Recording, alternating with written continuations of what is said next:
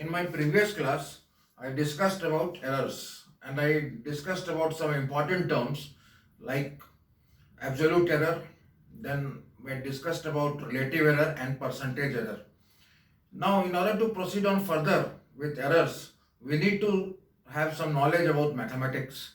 So, first of all, we will discuss some important terms relating to mathematics, some important formula relating to differentiation, and let us learn what do you mean by differentiation. Only then we can proceed on. Apart from this, we also need to learn about logarithms. So first topic that we will discuss today is differentiation.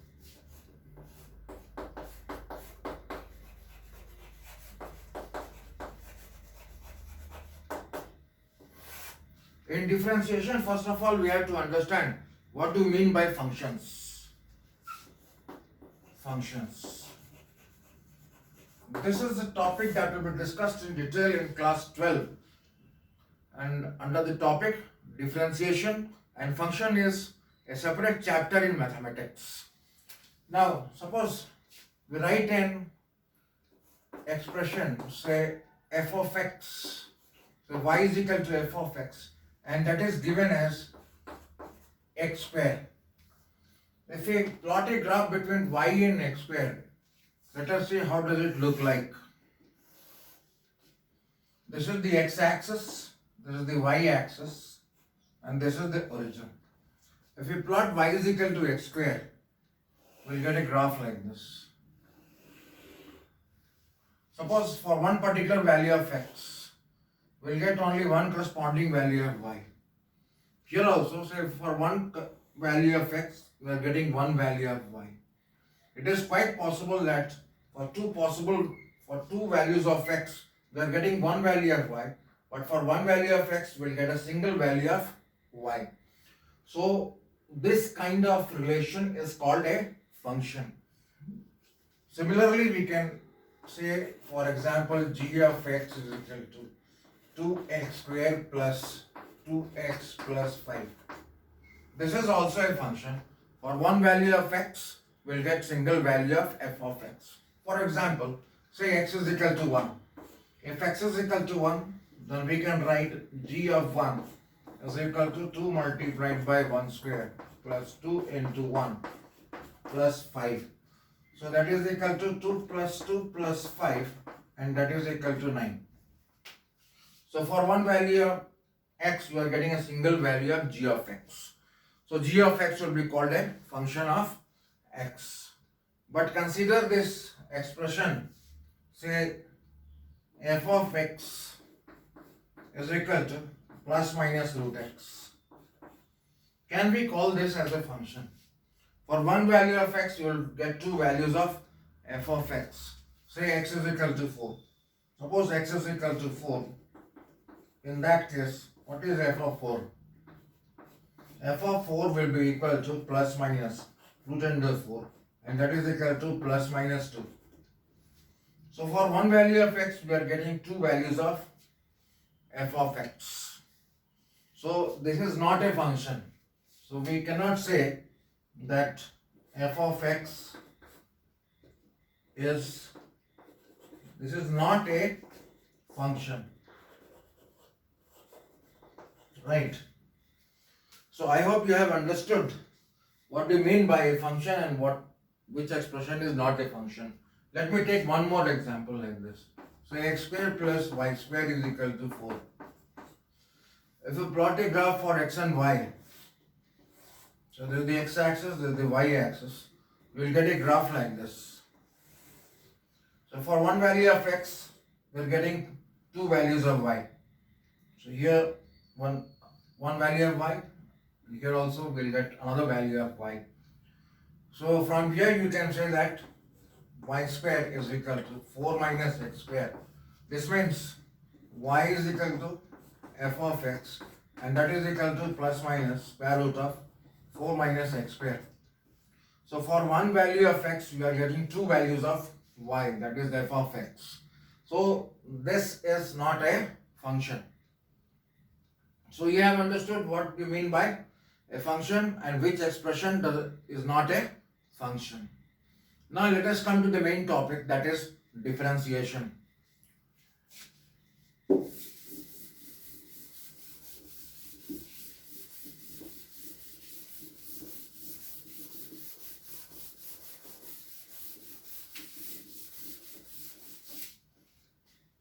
Say y is equal to f of x is a function of x. Suppose we increase the value of x by a very small quantity approaching 0, and that is delta x. So we can write here, instead of f of x, we will write here x plus delta x, where delta x is infinitely small. Then when x increases by delta x, then y increases by delta y. So this can be written as y plus delta y. So this is equation number 1 and this is equation number 2. Now we will subtract equation number 1 from equation number 2. We subtract equation number 2 minus 1. What do we get? So this minus this is equal to this minus this. So we can write here f of x plus delta x minus f of x is equal to this minus this, means y plus delta y minus y. So this minus y and plus y gets cancelled. So from here we can write that delta y is equal to f of x plus delta x minus f of x. Now we shall divide both sides by delta x. So we can write here, we dividing both sides by delta x. We'll get here delta y by delta x is equal to f of x plus delta x minus f of x divided by delta x. Now this delta x is infinitely small and delta y is also infinitely small. So we write here, we'll take this as limit delta x tends to 0. I'll tell you why we write delta x tends to 0, why it is not exactly equal to 0. Here if we write here limit delta x tends to 0, here also we will write limit delta x tends to 0. We write tends to 0. Suppose delta x is equal to 0, then delta y also will be equal to 0. Then you will get this expression as 0 by 0. 0 by 0 does not have any definite value, and such quantities are called indeterminate quantities. Suppose 0 is divided by any other number, then that is equal to 0. And if you divide any number by 0, you will get infinite. So this is neither 0 nor it is infinite. So such a number is called indeterminate number. 0 by 0 will not have any definite value. So this is called as indeterminate number. Okay, likewise infinity by infinity, this is an indeterminate quantity. 0 to the power 0, this is also an indeterminate quantity. You will study all this in detail in class 12. Now, this particular quantity is called as dy by dx. So we can write here dy by dx.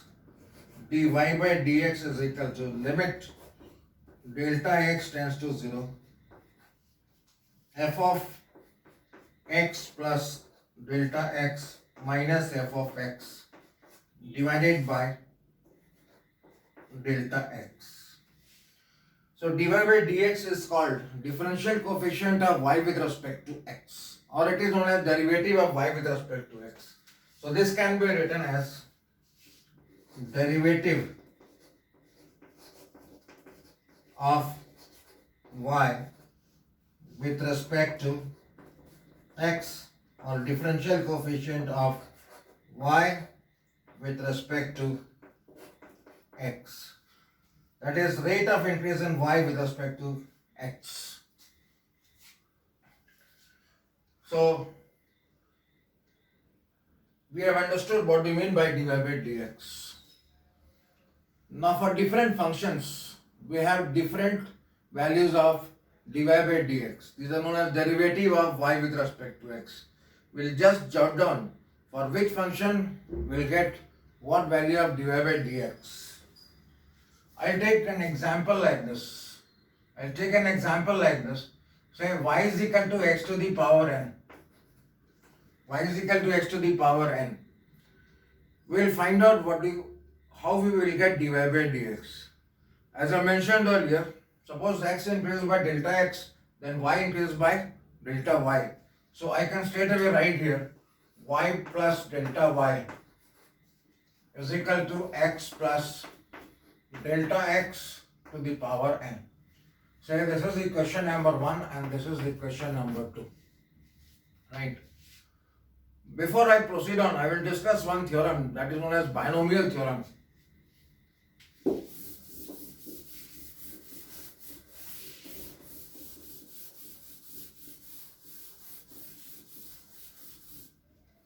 Binomial theorem.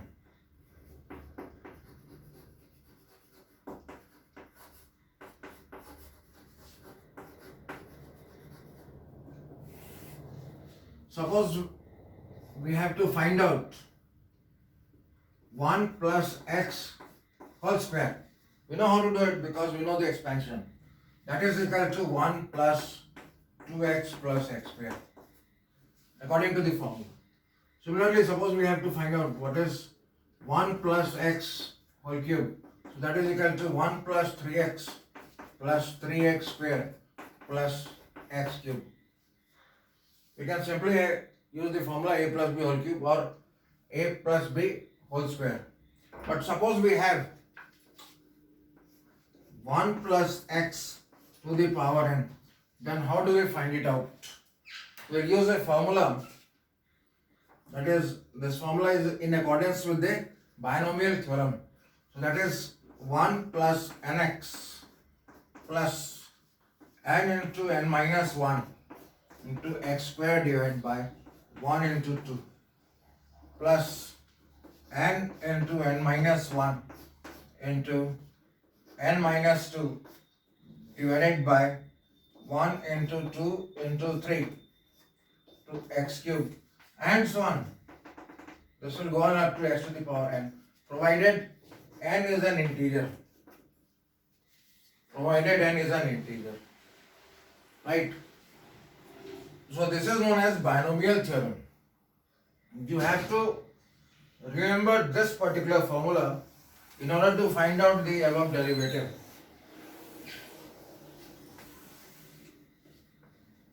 In order to find the derivative of x to the power n, we need to remember this formula. So let us continue. So I have written these two equations. Using these two equations, we can write that this minus this equal to this minus this. So we can write here that y plus delta y minus y is equal to x plus delta x to the power n minus x to the power n. So this minus yn plus y gets cancelled. So we will get here delta y is equal to, here we will take out x to the power n as common. Take x to the power n as common. So within the brackets you will get 1 plus delta x by x to the power n minus x to the power n.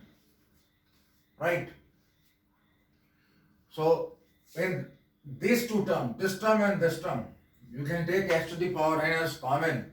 So here you can write x to the power n, and within the brackets you will get 1 plus delta x by x to the power n minus 1. Okay. Now we can use this formula over here, and if we use this formula, we can write here this is equal to x to the power n multiplied by 1 plus n into delta x divided by x plus n into n minus 1 divided by 1 into 2 into delta x by x whole square and so on. So here we have minus 1, we'll write minus 1 at the last. So this plus 1 and this minus 1 gets cancelled. Since we have already used this formula, I'll rub off this.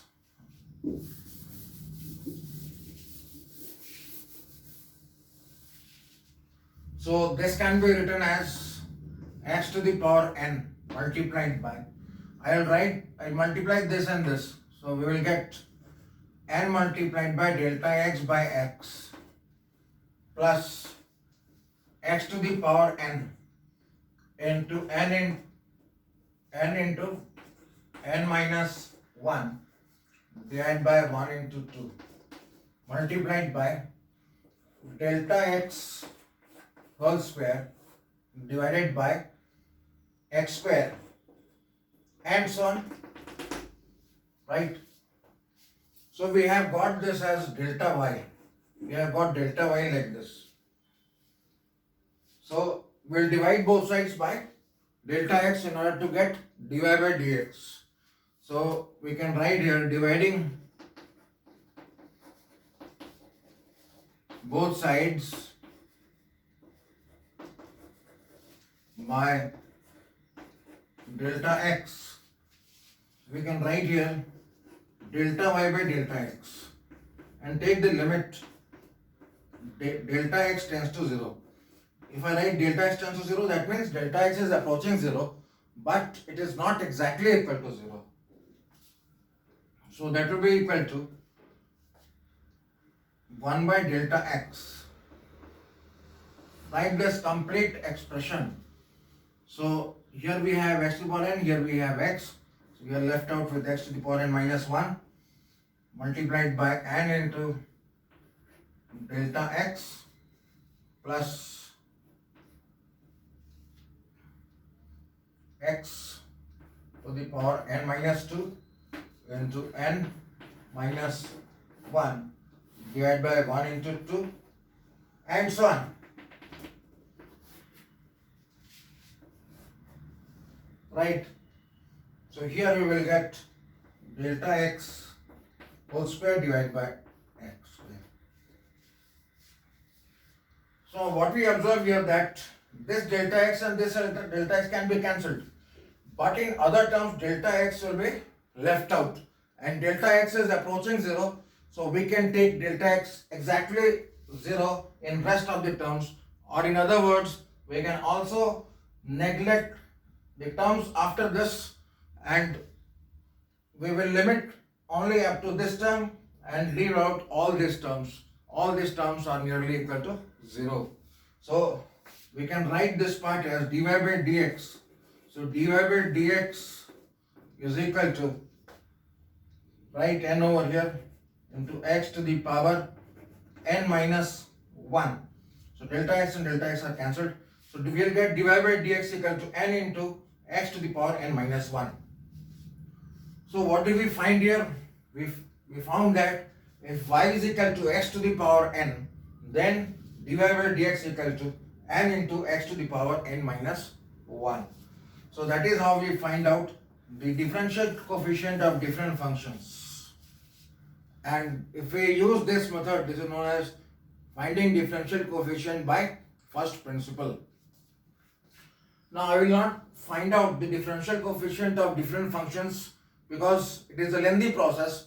I will just draw the conclusions because in physics we just need to know the formula and we don't need to know what is the derivations.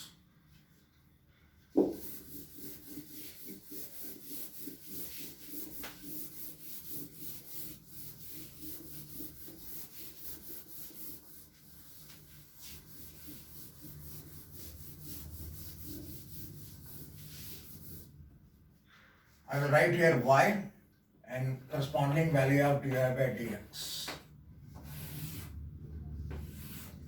As I told you here that if x is equal to, f of x is x to the power n, then dy by dx is equal to n into x to the power n minus 1. Then if y is equal to sin x, then dy by dx is cos x. If y is equal to cos x, then dy by dx is minus sin x. If y is equal to tan x, then dy by dx is sec square x. If it is cosec x, then we get minus cosec x into cot x. If we have sec x, then we'll get sec x into tan x. And if we have tan x, cot x we have minus cosec square x. For constants, say 1, 2, 3, 1.3, 1.4 and all, these are constants whose values cannot be changed. For constants it is always equal to 0. And for, say, there is a quantity called e, exponential quantity, e to the power x. If you differentiate e to the power x, you will get e to the power x itself. And if you differentiate log to the base ex, you get 1 by x. You will get 1 by x. I'll tell you what you mean by logarithms. So next topic is logarithms.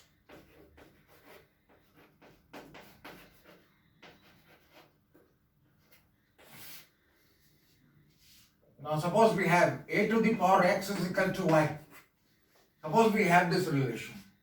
If this relation is true, in that case we can also write log to the base a y is equal to x. That is, we can directly relate y with x. Here a is not equal to 0 and or 1. Now, and a is also greater than 0. A cannot be negative. A should not be negative. So the formula that we had used here is log to the base ex. If y is equal to log to the base ex, then dy by dx is equal to 1 by x. So relating to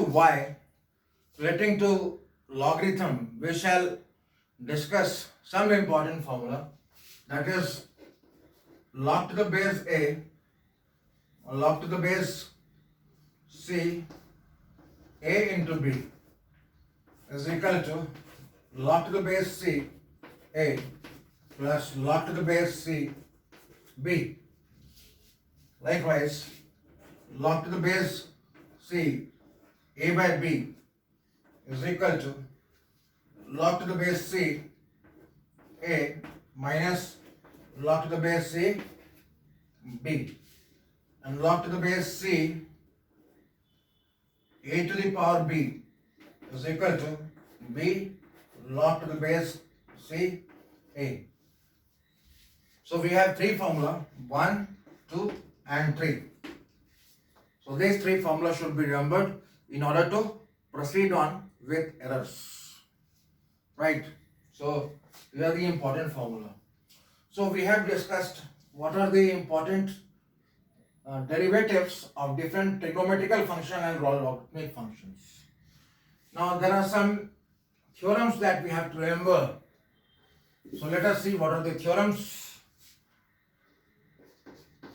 We'll discuss the theorems. Alright. So the first theorem is, suppose y is equal to u plus v, where u and v both are functions of x. So we can write here that dy by dx will be equal to du by dx plus dv by dx. For example, say y is equal to x square plus x, So dy by dx will be equal to differential coefficient of x square with respect to x plus dx by dx. So this is in the form of x to the power n. So in place of n we have 2. So this can be written as 2x. And dx by dx is equal to 1. So final answer is 2x plus 1. Similarly, suppose y is equal to u minus v. In that case, dy by dx is equal to du by dx minus dv by dx.